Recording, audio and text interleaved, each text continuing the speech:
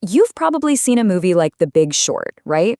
You know, the one about the guys who made an absolute fortune by betting against the entire housing market. It's a wild story, but it leaves you wondering, how does that actually work? How do you make money when prices go down? Well, today we're diving headfirst into the incredibly high-stakes world of short selling. And right out of the gate, we run into this really strange paradox at the heart of the whole strategy. With short selling, your potential profit is capped. There's a limit to how much you can make. But your potential for loss, well, theoretically, it's infinite. And that is what makes this one of the riskiest maneuvers in all of finance.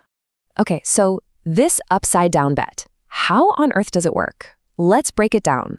We all know that classic investing mantra, right? Buy low, sell high. Well, short selling just flips that completely on its head. You try to sell high first, and then you hope to buy low later. The gap between those two prices, that's your profit. But that brings up a really big question. How can you possibly sell something you don't actually own? I mean, it sounds impossible, maybe even illegal, right? Well, this is where things get really interesting. Let's walk through a quick example to make this crystal clear.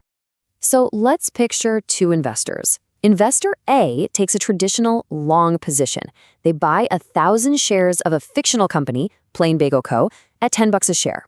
They've invested $10,000 and they're betting the price will go up. Pretty standard. But investor B does the exact opposite. They decide to short 1,000 shares of the same stock, also worth $10,000. They're betting the price is going to go down. Here's the playbook for how investor B pulls this off. First, they borrow those 1,000 shares from their broker. Then, they immediately sell those borrowed shares on the market for $10,000. So now they have 10 grand in cash. But, and this is the key, they also have an IOU. They owe their broker 1,000 shares. So they wait.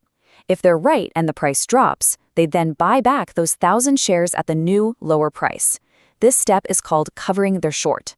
Finally, they return the shares to their broker and they get to pocket whatever cash is left over.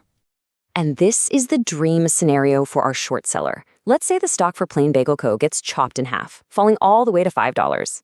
Investor A, who bought the stock, ouch, they've lost $5,000. But investor B is thrilled.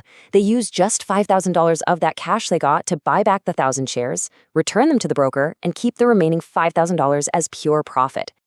But what happens if the bet goes wrong? So far, it sounds like investor B hasn't even used any of their own money. And this is where the real price of borrowing comes in. We need to talk about margin and leverage. You see, you can't just do this in any regular old investment account. You need a special kind of account called a margin account. This lets you borrow, but it also means you have to put up your own cash as collateral, just in case things go sideways.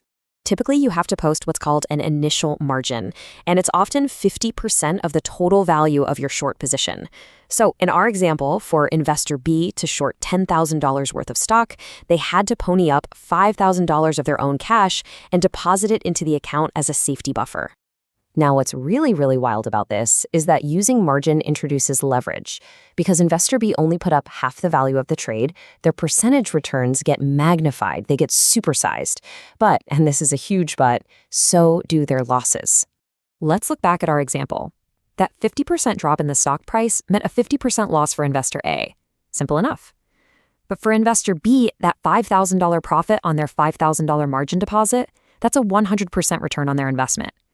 The leverage literally doubled their percentage gain.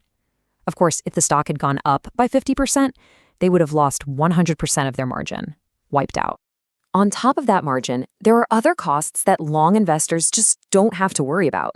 For instance, if the stock you're shorting pays a dividend, guess what? You have to pay that dividend out of your own pocket to the person you borrowed the shares from. Plus, you're paying interest on the value of the shares you borrowed, which can be just a few percent, or it can be over 20% for a really volatile stock. But honestly, those costs are just the beginning.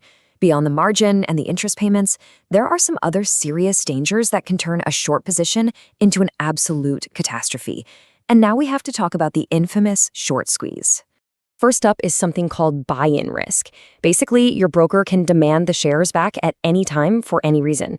They can force you to close your position, maybe locking in a huge loss, even if you think the stock will eventually fall. And then there's the big one, the short squeeze. This happens when a stock that a lot of people are shorting suddenly starts to rise. All the short sellers panic and rush to buy back shares to limit their losses. But all of that sudden buying demand, it just pushes the stock price even higher, creating this vicious, painful feedback loop.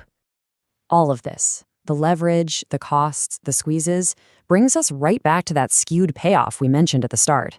Let's put all the pieces together to really understand this concept of infinite risk.